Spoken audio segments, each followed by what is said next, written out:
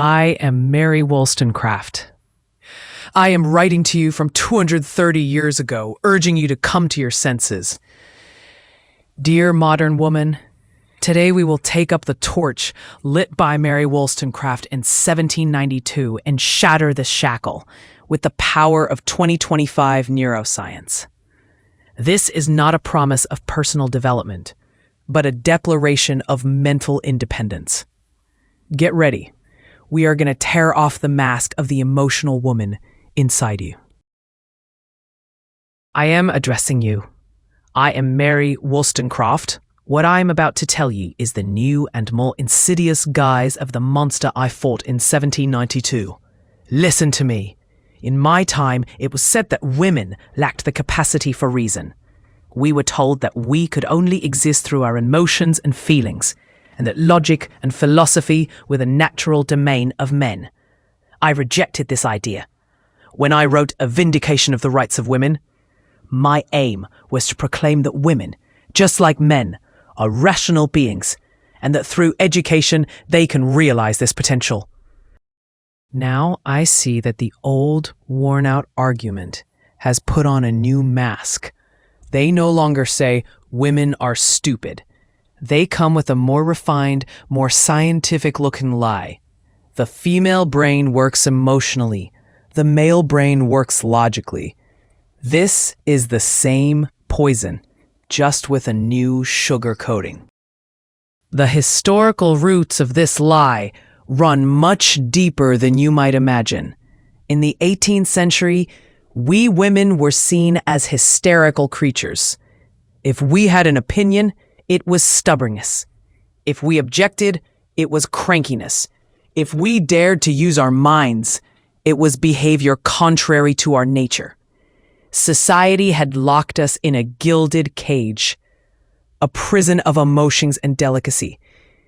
My goal was to break down the door of that cage. Your struggle, however, is to tear down the invisible walls that have become ingrained within you, even as you believe you have escaped that cage.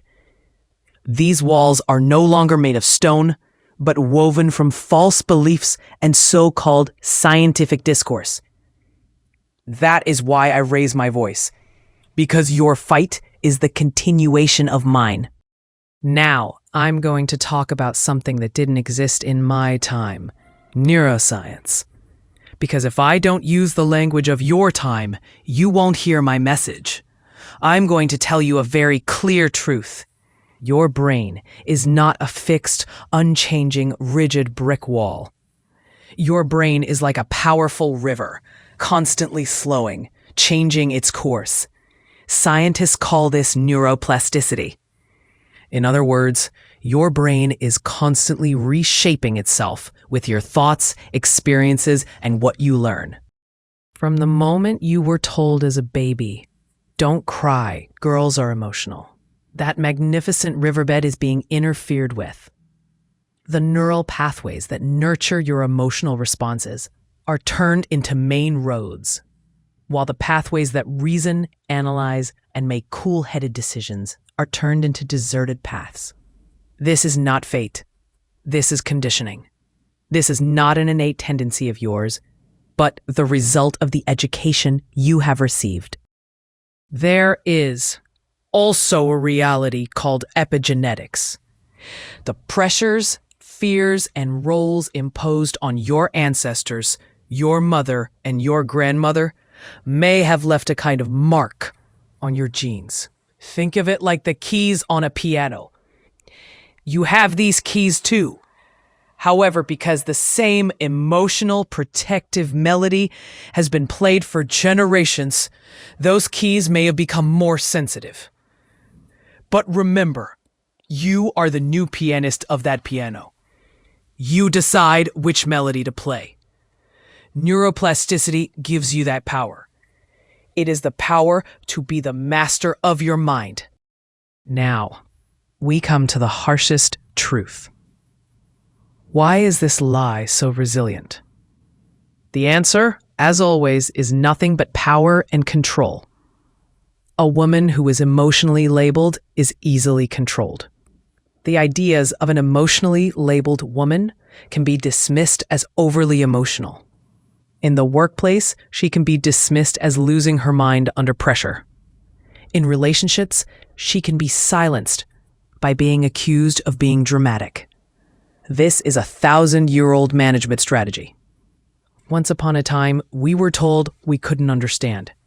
Now we are told our brains work differently. The result is the same: to strip you of your rightful place as the legitimate owner of reason and logic. I put it this way: men force women into certain behaviors by keeping them uneducated and weak, then declare these behaviors to be part of their nature. It's the same game, the same stage, only the scenery has changed. They position you as an emotional being, then present this positioning as if it were an unalterable biological fact. This is a deception and a great injustice committed against you. So, what will you do? You won't just complain. You will take action.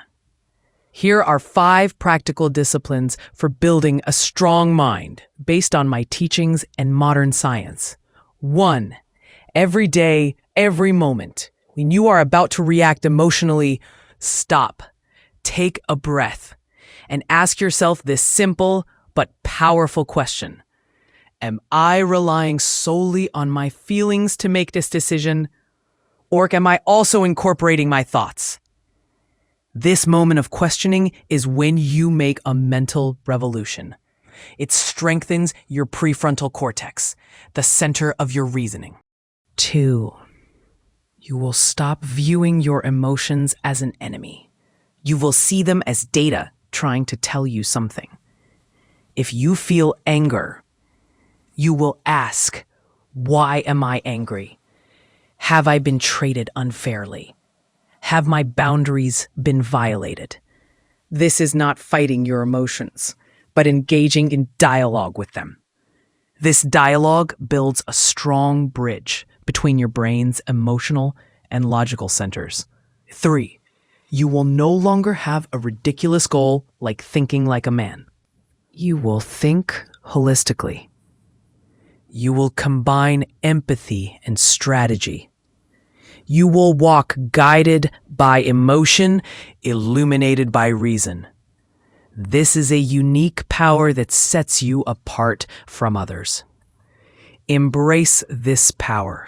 4. You will nurture your mind as if it were your most precious treasure. My greatest rebellion was against the neglect of women's education. You carry this legacy. Study philosophy, learn logic, speak the language of science and philosophy. This is the greatest investment you can make in your mind. This effort will provide you with the mental tools needed to break down those invisible walls. 5. And most importantly, you will change your language. You will remove phrases like, I am very emotional from your life. Instead, you will say, I am experiencing intense emotions right now, and I want to understand what these emotions are trying to tell me. Because the words you use are the commands you give your brain.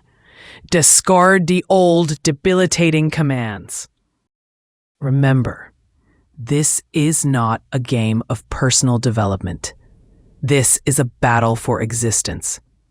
Will you accept what has been imposed upon you and sit quietly in that cage? Or will you become the architect of your own mind and shatter that cage? The choice is yours. But know this, my spirit and my voice are with every woman who chooses freedom. You will either accept the brain that has been assigned to you, or you will build your own brain. The choice is yours. Revolution begins in the mind. Subscribe and share your comment now. I'm sure you'll be good if you listen to me and think carefully. See you at the next part.